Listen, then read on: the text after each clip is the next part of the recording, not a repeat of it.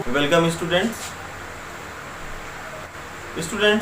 आज हम लोग का जो टॉपिक है, जो हमारा डिस्कशन का टॉपिक होगा, आज हम लोग बात करेंगे एक नए कॉन्सेप्ट के ऊपर जिसका नाम है इक्विपोटेंशियल सरफेस। आज हम लोग जिस टॉपिक पे चर्चा करेंगे, जिसको डिस्कस करने जा रहे हैं, मैंने कहा उसका नाम है इक्विपोटेंशियल सरफेस।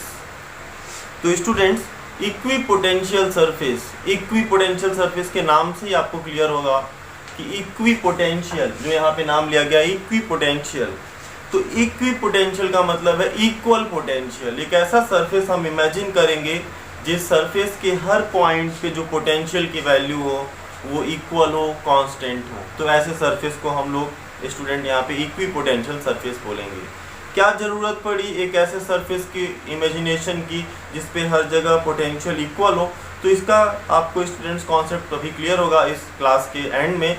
तो हम लोग आज का जो डिस्कशन करेंगे वो हम लोग इक्विपोटेंशियल सरफेस पे करेंगे। आई रिपीट अगेन, मैंने कहा इक्विपोटेंशियल का मतलब है स्टूडेंट्स इक्विपोटेंशियल, एक ऐसा सरफेस हम इमेजिन करने जा रहे हैं जिसके हर पॉइंट पर पोटेंशियल की वैल्यू सेम हो। और हम लोग पिछले क्लासेस में पोटेंशियल टर्म को डिफाइन किए थे, इलेक्ट्रिक पोटेंशियल वर्ड को हम लोग डिस्कस कर चुके थे और हम लोगों ने उसके फॉर्मूले को भी डेराइव किया था। तो स्टूडेंट्स, इस एग्जांपल को हम लोग लेते हैं, हम लोग कंसीडर करते हैं कि हमारे पास एक पॉइंट चार्ज है Q। सपोज करते हैं कि हमारे पास एक पॉइंट चार्ज Q है और इस पॉइंट चार्ज से मैं R रेडियस का एक स्फीयर इमेजिन करता हूँ। मैंने इमेजिन किया कि इस पॉइंट चार्ज के चारों तरफ एक R रेडियस का हम लोग एक स्फीयर इमेजिन करते हैं। अगर हम इस स्फीयर की बात करें स्टूडेंट्स, तो इस स्फीयर के ऊपर आने वाला हर एक पॉइंट, इस स्फीयर के सरफेस पे आने वाला हर एक पॉइंट एक कांस्टेंट पोटेंशियल पे होगा, एक सेम पोटेंशियल पे होगा। कैसे? तो हम लोगों ने फॉर्मूला पढ़ा था इलेक्ट्रिक पोटेंशियल का 1/4πε0 Q/R। तो स्टूडेंट्स, हम लोगों ने क्या ऑब्जर्व किया था कि electric potential is inversely proportional to the R and directly proportional to the Q। हमारा इलेक्ट्रिक पोटेंशियल दो चीज़ों पर डिपेंड कर रहा है, एक R के ऊपर और एक Q के ऊपर। तो अगर हम देखें तो Q तो फिक्स है अपने सेंटर पे और R भी हर जगह क्या है, कांस्टेंट है। एक स्फीयर के लिए R की जो वैल्यू होती है वो हर जगह क्या होती है, सेम होती है। यानी कि जब R सेम होगा तो इस स्फीयर के सरफेस पे आने वाला हर पॉइंट एक सेम पोटेंशियल की वैल्यू को शो करेगा, क्योंकि मैंने कहा कि हमारा जो पोटेंशियल है वो दो चीज़ों पर डिपेंड कर रहा है, Q और R के ऊपर। और हमने यहाँ पे क्या ऑब्जर्व किया कि जो हमारा Q है और जो R है ये दोनों यहाँ पे कांस्टेंट है। Q तो सेंटर में फिक्स ही है और हर पॉइंट की जो डिस्टेंस है इस चार्ज यानी कि R, वो इस सरफेस के ऊपर क्या है, सेम है। तो इस स्फीयर को हम लोग इधर एक इक्विपोटेंशियल सरफेस बोलेंगे। अभी स्टूडेंट्स, अगर हम लोग बात करें तो इक्विपोटेंशियल सरफेस तमाम सारे टाइप के हो सकते हैं। ये कोई कंपल्सन नहीं कि इक्विपोटेंशियल सरफेस एक सिमेट्रिकल साइज का ही हो या एक सिमेट्रिकल शेप का ही हो, एक स्फेरिकल हो या एक कोई सिलेंड्रिकल ही हो। इक्विपोटेंशियल सरफेस किसी भी शेप, किसी भी साइज का हो सकता है। वो डिपेंड करता है कि चार्ज कॉन्फ़िगरेशन कैसा है। अलग अलग चार्ज कॉन्फ़िगरेशन के लिए अलग अलग इक्विपोटेंशियल सरफेस हमको मिलेंगे। तो अगर हम लोग आगे की बात अगर हम लोग आगे की बात पर आएँ तो हमारा जो आगे का इसमें कॉन्सेप्ट होगा हम लोग उस पर डिस्कस करते हैं। तो स्टूडेंट्स, हम लोगों ने बोला कि जो हमारा इक्विपोटेंशियल सरफेस है वो कोई नेसेसरी नहीं कि वो स्फेरिकल शेप का ही हो या सिलेंड्रिकल शेप का हो या एक सिमेट्रिकल शेप को ही शो करे। इक्विपोटेंशियल सरफेस किसी भी शेप और किसी भी साइज का हो जाता है या हो सकता है। ये डिपेंड करता है कि हमारा चार्ज कॉन्फ़िगरेशन कैसा है। तो अभी हम लोगों ने क्या ऑब्जर्व किया कि एक पॉइंट चार्ज के लिए जो इक्विपोटेंशियल सरफेस होगा वो स्फेरिकल होगा। मैं आई रिपीट अगेन कि एक स्फीयर के लिए जो R होगा वो हर जगह सेम होगा और R सेम होगा तो स्फीयर के सरफेस पे हर जगह B की वैल्यू क्या मिलेगी, कांस्टेंट मिलेगी। अब हम अगर एक और एग्जांपल रखें स्टूडेंट्स, तो एक एग्जांपल हम लोग और दे सकते हैं। अगर आपके पास कोई लाइन चार्ज का कॉन्फ़िगरेशन हो, अगर आपके पास कोई चार्ज कॉन्फ़िगरेशन लाइन शेप का हो, तो लाइन चार्ज कॉन्फ़िगरेशन के लिए जो इक्विपोटेंशियल सरफेस मिलेगा students, that will B cylindrical. ये हम लोग सीखेंगे कैसे ड्रॉ करना है। फिलहाल मैं आपके सामने एक एग्जांपल रख रहा हूँ। अगर एक लाइन चार्ज कॉन्फ़िगरेशन हो तो आपका वो सिलेंड्रिकल होगा। सिमिलरली अगर हम लोग बात करें तो इक्विपोटेंशियल सरफेस प्लेन भी हो सकता है। इक्विपोटेंशियल सरफेस हमारा एक पैरेलल प्लेन सरफेस के फॉर्म में भी हो सकता है।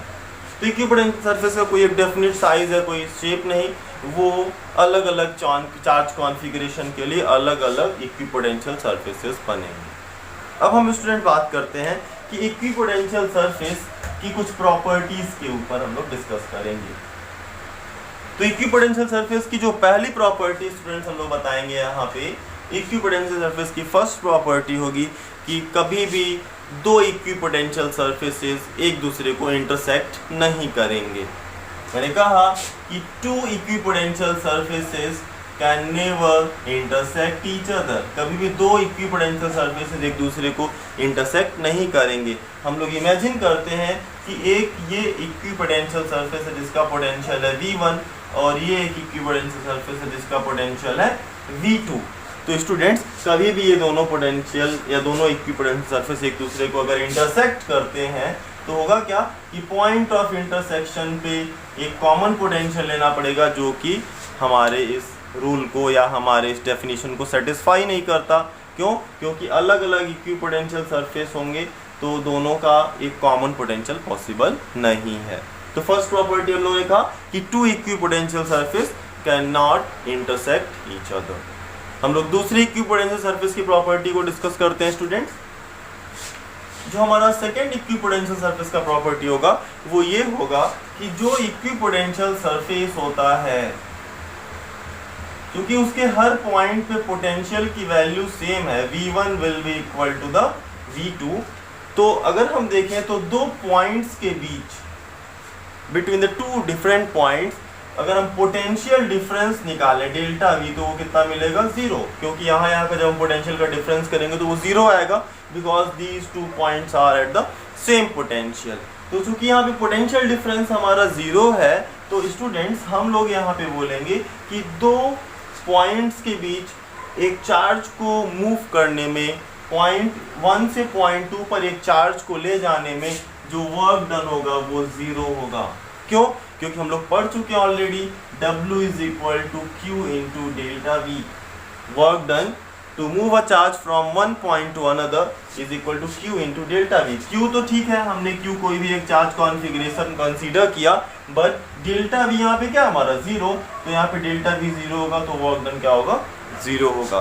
तो इक्विपोटेंशियल सरफेस की पहली प्रॉपर्टी कि दो इक्विपोटेंशियल सरफेस कभी एक दूसरे को इंटरसेक्ट नहीं करेंगे। दूसरी प्रॉपर्टी स्टूडेंट्स कि जो हमारा इक्विपोटेंशियल सरफेस पे किसी चार्ज को मूव करने में किया गया वर्क डन होता है वो 0 होता है। इसके ऊपर कई सारे एग्जाम्पल्स और कई सारे एग्जामिनेशंस में क्वेश्चंस पूछे गए हैं। जैसे कि अगर हम लोग एक एग्जाम्पल लेकर के चलें स्टूडेंट्स तो हम लोग बोल सकते हैं कि सपोज करो हमारे पास एक चार्ज है Q और इसके चारों तरफ मैंने एक सर्कल ड्रॉ किया, एक सर्कल मैंने ड्रॉ किया। अगर मैं कहूँ कि इस सर्कल के पॉइंट A से पॉइंट B पर और पॉइंट B से पॉइंट C पर एक चार्ज स्मॉल q को मूव कराया गया।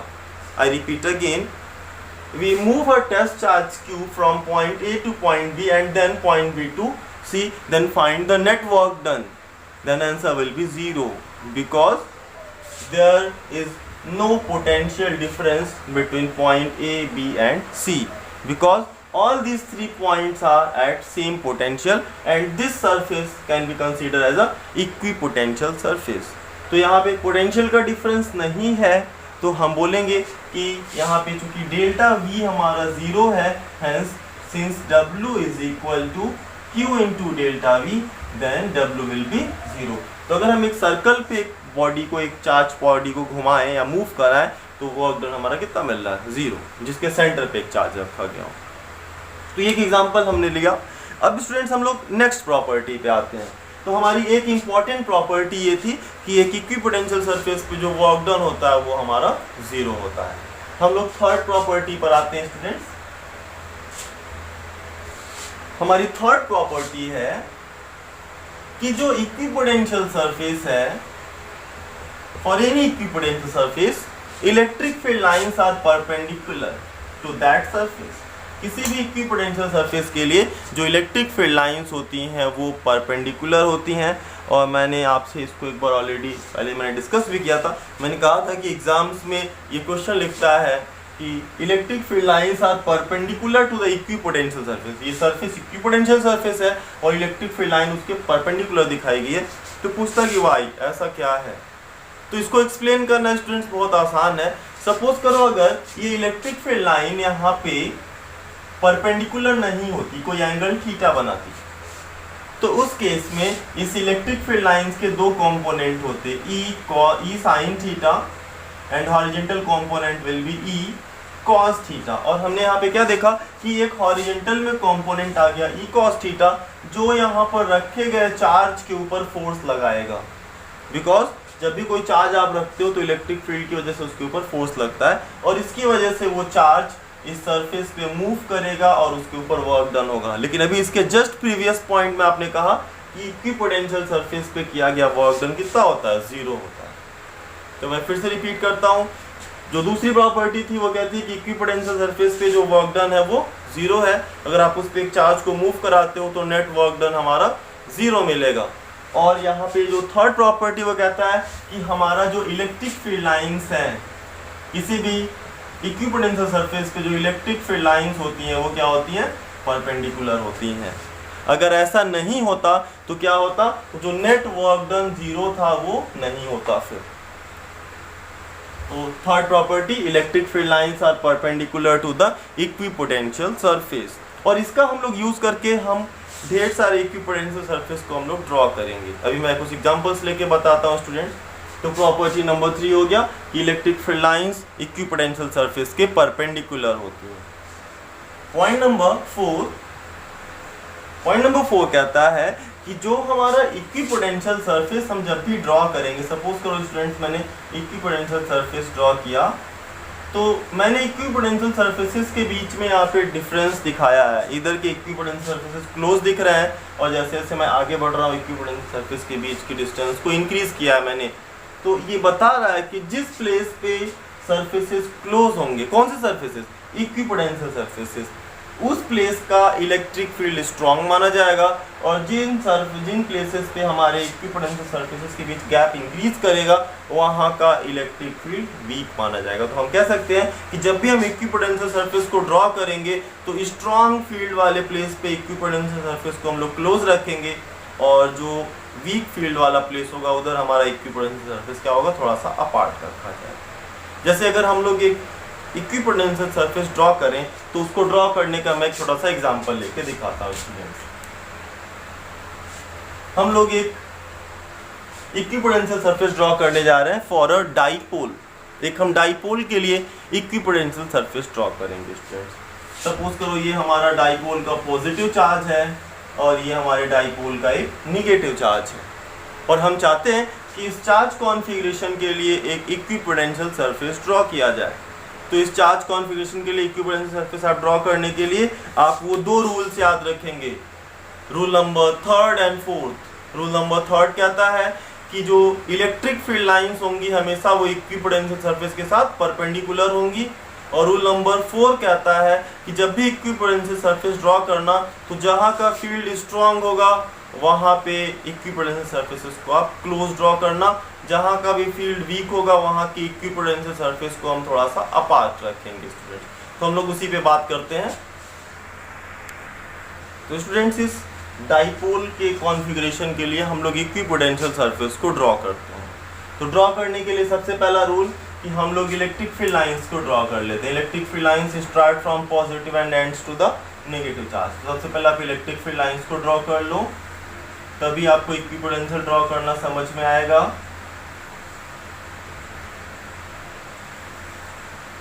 हम लोगों ने क्या किया कि इलेक्ट्रिक फील्ड लाइंस को ड्रॉ किया।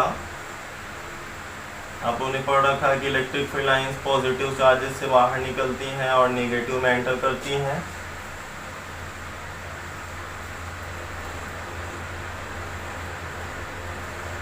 फिर हम लोगों ने इलेक्ट्रिक फील्ड लाइंस को ड्रॉ किया।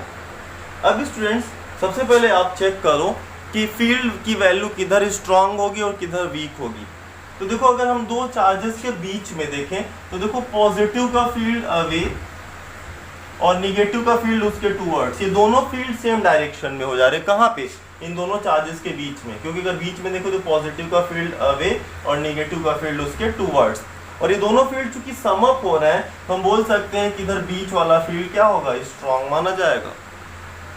लेकिन अगर हम इधर लेफ्ट में आए स्टूडेंट्स, लेफ्ट में देखो पॉजिटिव का फील्ड अवे और नेगेटिव का फील्ड उसके टूवर्ड्स, यहाँ पे दोनों फील्ड अपोजिट डायरेक्शन में है, यानी कि इधर फील्ड्स का डिफरेंस होगा, माइनस में लेंगे, और यहाँ का फील्ड बाहर का क्या माना जाएगा? वीक माना जाएगा। सेम अगर आप राइट साइड में जाके देखो तो पॉजिटिव का फील्ड अवे और नेगेटिव का फील्ड उसके टूवर्ड्स, दोनों फील्ड अपोजिट डायरेक्शन में है, तो राइट साइड में और लेफ्ट साइड में जो फील्ड की वैल्यू होगी वीक होगी as comparison to the central portion. तो जब हम इक्विपोटेंशियल सरफेस ड्रॉ करेंगे स्टूडेंट्स, तो हम लोग सबसे पहले ध्यान देंगे कि इक्विपोटेंशियल सरफेस फील्ड लाइन के साथ परपेंडिकुलर होनी चाहिए, और दूसरा जो इक्विपोटेंशियल सरफेस होगा जहाँ का फील्ड स्ट्रांग होगा वहाँ पे ज़्यादा क्लोज रखना है, जहाँ का फील्ड वीक होगा वहाँ पे उसको हमें अपार्ट रखना है। तो हम लोगों ने क्या दिखाया कि ये मैंने पहला इक्विपोटेंशियल सरफेस ड्रॉ किया। स्टूडेंट्स इसमें ध्यान से देखो, तो अगर हम यहाँ पे दिखाएंगे कि ये फील्ड लाइन के साथ कितना एंगल बनाएगा? 90 डिग्री कम परपेंडिकुलर। और दूसरा, जब मैं दूसरा फील्ड इक्विपोटेंशियल सरफेस ड्रॉ करूंगा तो इसको जरा ध्यान से देखना। देखो स्टूडेंट्स मैंने दिखाया है कि इक्विपोटेंशियल सरफेस अंदर वाले पोर्शन में मैंने पास रखा है और बाहर वाले प्लेस पे दूर रखा है, क्योंकि जहाँ पे फील्ड स्ट्रांग होगा वहाँ का इक्विपोटेंशियल सरफेस क्लोज होगा, जहाँ पे फील्ड वीक होगा वहाँ का इक्विपोटेंशियल सरफेस थोड़ा सा दूर रखना आपको। अगला देखो, कुछ ऐसे हम लोग इक्विपोटेंशियल सरफेस को ड्रॉ करना है। दो चीज़ों का ध्यान रखना होगा कि जहाँ पे भी फील्ड वीक होगा वहाँ पे फील्ड इक्विपोटेंशियल सरफेसेस के बीच का गैप ज़्यादा होगा, और जहाँ पे फील्ड स्ट्रांग होगा वहाँ पे कम होगा। और दूसरा, इक्विपोटेंशियल सरफेस हमेशा फील्ड लाइन के साथ कितना एंगल बनाएगा? 90 डिग्री। सेम आप इस चार्ज कॉन्फ़िगरेशन के लिए भी ड्रॉ कर लो। तो स्टूडेंट्स ये जो मैंने आपसे टॉपिक डिस्कस किया, ये टॉपिक आपको अच्छे से आना चाहिए, इक्विपोटेंशियल सरफेस ड्रॉ करना आपको आना चाहिए। ये एक इम्पॉर्टेंट हमारा टॉपिक है, एक हमारे सिलेबस का ये इम्पॉर्टेंट कॉन्सेप्ट है। अब हम लोग अपने टॉपिक को आगे बढ़ाते हैं स्टूडेंट्स। तो ये हमारा डिस्कशन था इक्विपोटेंशियल सरफेसेस के ऊपर। हम लोगों ने कहा कि इक्विपोटेंशियल सरफेस वो सरफेसेस हैं जिधर हर प्लेस पे, हर पॉइंट पे पोटेंशियल की वैल्यू कांस्टेंट होगी। और दूसरा हम लोगों ने कहा कि इक्विपोटेंशियल सरफेसेस की हम लोगों ने 4 प्रॉपर्टीज डिस्कस किया। पहला मैंने कहा कि 2 equipotential surfaces can never intersect each other. दूसरा मैंने कहा स्टूडेंट्स कि इक्विपोटेंशियल सरफेसेस जो होते हैं उसके ऊपर किया गया वर्क डन कितना होता है? 0 to move a charge. Third मैंने कहा कि जो इलेक्ट्रिक फील्ड लाइंस होंगी वो इक्विपोटेंशियल सरफेस के साथ हमेशा परपेंडिकुलर होंगी। और फोर्थ मैंने स्टूडेंट्स कहा कि जहाँ पे भी स्ट्रॉन्ग फील्ड होगा उधर आपका इक्विपोटेंशियल सरफेसेस क्लोज होंगे, और जहाँ पे भी फील्ड आपका वीक होगा वहाँ का इक्विपोटेंशियल सरफेस हम अपार्ट दिखाएंगे। अब हम अपने अगले टॉपिक पे प्रोसीड करते हैं। तो स्टूडेंट्स हम लोग जो अपना अगला टॉपिक डिस्कस करते हैं उसका नाम है relation between E and V. हम लोग एक रिलेशन डिराइव करने जा रहे हैं इलेक्ट्रिक फील्ड इंटेंसिटी और इलेक्ट्रिक बीच। हम लोग ई और वी के बीच एक रिलेशन डिराइव करेंगे। तो अगर स्टूडेंट्स एक जैसे जनरली चेक करें तो एक हम लोग इलेक्ट्रिक फील्ड इंटेंसिटी का फॉर्मूला जो लिखते हैं 1/4 pi epsilon not Q by R, एक फॉर्मूला भी लिखते हो। सेम इलेक्ट्रिक पोटेंशियल का फॉर्मूला लिखते हो 1/4 पाई एप्सिलॉन नॉट, सॉरी यहाँ पे R square Q by R। तो इलेक्ट्रिक फील्ड के फॉर्मूले में R स्क्वायर आता है और इलेक्ट्रिक पोटेंशियल के फॉर्मूले में स्टूडेंट्स केवल R आता है। स्टूडेंट चूंकि हम लोग इक्विपोटेंशियल सरफेस का कॉन्सेप्ट अभी डिस्कस कर चुके हैं, तो हम सपोज करते हैं कि मेरे पास एक इक्विपोटेंशियल सरफेस है जिसका पोटेंशियल मैंने माना है V। दूसरा, मैं इसके जस्ट अबव एक और इक्विपोटेंशियल सरफेस ले रहा हूं और इसका मैं पोटेंशियल मानता हूं V प्लस डेल्टा V, या dV लिखता हूं V प्लस dV। तो एक इक्विपोटेंशियल सरफेस मैंने कंसीडर किया जिसका पोटेंशियल मैंने V माना, और इसके just above dl distance above, या dr डिस्टेंस ले लेते हैं, जस्ट dr डिस्टेंस अबव मैंने एक दूसरा इक्विपोटेंशियल सरफेस लिया है जिसकी वैल्यू है V प्लस dV। इन दोनों इक्विपोटेंशियल सरफेसेस के बीच हम एक चार्ज को मूव कराते हैं। स्टूडेंट्स हम लोग कंसीडर करते हैं कि यहाँ पे इलेक्ट्रिक फील्ड का डायरेक्शन ये है, this is the direction of electric field. मैंने इस एरो से इलेक्ट्रिक फील्ड का डायरेक्शन दिखा रखा है। हमने अपने मन से इसको इमेजिन किया। हमने यहाँ पे स्टूडेंट्स क्या दिखाया है कि the lower surface is at a lower potential and the upper surface is at the higher potential. और हमने माना कि जो इलेक्ट्रिक फील्ड है वो लोअर से हायर की तरफ जा रहा है। ये हमने अपनी तरफ से इमेजिन किया। सपोज करते हैं स्टूडेंट्स कि किसी चार्ज को हम लोग इलेक्ट्रिक फील्ड के अगेंस्ट, किसी चार्ज Q को, मैं किसी चार्ज Q को कंसीडर करता हूं कि हम इलेक्ट्रिक फील्ड के अगेंस्ट अपर सरफेस से लोअर सरफेस पे लेकर के आए। सपोज करते हैं अपर सरफेस का एक पॉइंट लिया आपने A और लोअर सरफेस का एक पॉइंट लिया B। हम कंसीडर करते हैं कि एक चार्ज को हम अपर सरफेस से लेकर के लोअर सरफेस पर लेकर आए from point A to B। तो कितना वर्क डन करना पड़ेगा? तो सिंस हम लोगों ने पढ़ रखा है students, W is equal to force into displacement and F is equal to, आपने पढ़ा है Q into E। F is equal to QE, electric field के अगेंस्ट जो फोर्स का फॉर्मूला होता है F is equal to QE। और displacement हमने कितना किया स्टूडेंट्स? dr का। This is the displacement dr। एक तो वर्क डन हम लोगों ने कैलकुलेट किया इलेक्ट्रिक फील्ड के अगेंस्ट, दूसरा इस वर्क डन के लिए हम लोग इस दो पोटेंशियल सरफेसेस का हेल्प लेते हैं। दूसरा हम लोगों ने पढ़ रखा है students, work done is equal to change in the energy, final energy minus initial energy. तो हम लोग यहां पे लिखते हैं work is equal to V minus, आपने फॉर्मूला पढ़ा होगा स्टूडेंट, अगर आपको याद हो तो मैंने कहा एक फॉर्मूला आपका है W is equal to Q into delta V। Q means charge and delta V is the potential difference. तो Q हो गया चार्ज और पोटेंशियल डिफरेंस स्टूडेंट्स मैं यहां पे लिखूंगा V minus V plus dV, V minus V plus dV। W कितना मिला हमारा? Q, और ये V से V कैंसिल, क्या बचेगा? Minus Q into dV। हम लोगों ने स्टूडेंट्स दो तरीके से वर्क डन कैलकुलेट किया। पहला वर्क डन कैलकुलेट किया इस चार्ज को एक सरफेस से दूसरे सरफेस पे ले जाने के लिए फोर्स इंटू डिस्प्लेसमेंट के फॉर्मूले से, जहां पे F इज इक्वल टू आपने क्या लिखा? Q इंटू E, और डिस्प्लेसमेंट कितना किया हम लोगों ने? dr का। सेकेंड हम लोगों ने लिखा W is equal to Q into delta V। Q is the charge and delta V is the potential difference। हम लोग स्टूडेंट्स इन दोनों को इक्वेट करते हैं, equation number 1 and equation number 2 को। जब आप दोनों को इक्वेट करोगे तो इक्वेट करने पे हमारा क्या आंसर मिलेगा? E QE into dr is equal to minus Q dV। Students Q से Q कैंसिल, रिजल्ट क्या मिला? E is equal to minus dV by dr। Most important result students, E is equal to minus dV by dr। ये जो result हम लोग देख रहे हैं E is equal to minus dV by dr, ये बता रहा है relation between electric field and electric potential. और जो ये रिजल्ट आया स्टूडेंट्स, इस रिजल्ट का क्या सिग्निफिकेंस है हम लोग यहाँ पे दिखा सकते हैं कि जो माइनस साइन है वो बता रहा है कि जो इलेक्ट्रिक फील्ड का डायरेक्शन होता है हमेशा वो पोटेंशियल के डिक्रीजिंग डायरेक्शन में होता है। मींस dV by dr, क्या लिखा गया? dV by dr का मतलब variation of potential with displacement और विथ डिस्टेंस। तो माइनस साइन ये बता रहा है कि हमेशा जो इलेक्ट्रिक फील्ड का डायरेक्शन होगा that will be from the direction of higher potential to the lower potential. हमेशा इलेक्ट्रिक फील्ड का डायरेक्शन हायर पोटेंशियल से लोअर पोटेंशियल की तरफ होगा, और ये माइनस साइन इस चीज को डिनोट कर रहा है। तो ये हमारा रिलेशन बहुत ही इंपॉर्टेंट है स्टूडेंट्स, E और dV के बीच में। ऐसा कह सकते हो कि E और V के बीच का ये रिलेशन है। आई रिपीट अगेन, हम लोगों ने कैसे इसको डिराइव किया? हम लोगों ने इस चार्ज को इस इक्विपोटेंशियल सरफेस से एक सरफेस से दूसरे सरफेस में लाने के लिए वर्क डन कैलकुलेट किया, क्योंकि वर्क तभी होगा जब पोटेंशियल डिफरेंस होगा। तो पोटेंशियल डिफरेंस हम लोगों ने यहाँ पे क्रिएट किया था, और वहां पे अवेलेबल इलेक्ट्रिक फील्ड के अगेंस्ट किया गया वर्क डन आपने कैलकुलेट किया। Work is equal to force into displacement.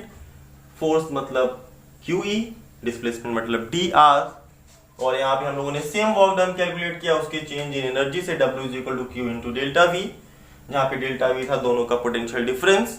इन दोनों को हम लोगों ने जब कंपेयर किया तो स्टूडेंट्स ये रिजल्ट मिला। इस रिजल्ट का सिग्निफिकेंस है, इसके रिलेटेड ढेर सारे क्वेश्चंस और एग्जांपल्स आपके बुक में भी हैं, हम लोग नेक्स्ट टर्न पे डिस्कस भी करेंगे। तो स्टूडेंट्स आज के लिए बस हम लोग इतना रखते हैं, नेक्स्ट टर्न पे हम लोग आगे के टॉपिक को प्रोसीड करेंगे। Thank you so much.